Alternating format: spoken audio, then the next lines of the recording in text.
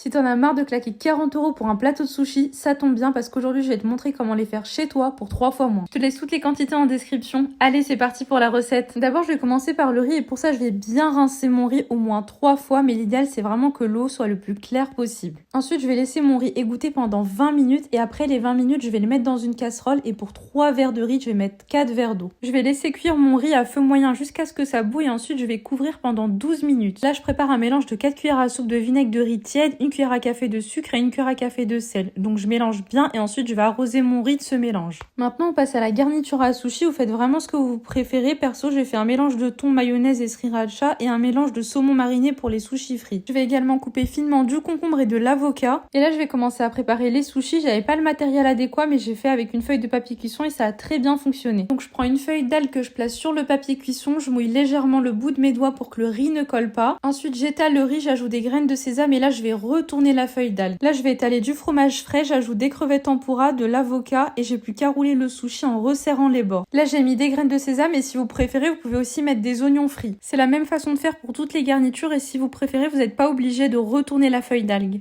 Pour les sushis frits, rien ne change, faut juste les tremper dans un mélange de farine, d'eau et de sel qui est assez épais, puis ensuite les tremper dans de la chapelure panko. C'est ce qui fait qu'ils seront bien croustillants et ensuite il n'y a plus qu'à les frire. Une fois prêt, j'ai plus qu'à couper mes sushis de manière uniforme et je vais faire une petite sauce en mélangeant de la mayonnaise et de la sauce sriracha que je vais ajouter par-dessus. Et voilà, je place mes sushis sur une belle assiette et c'est prêt.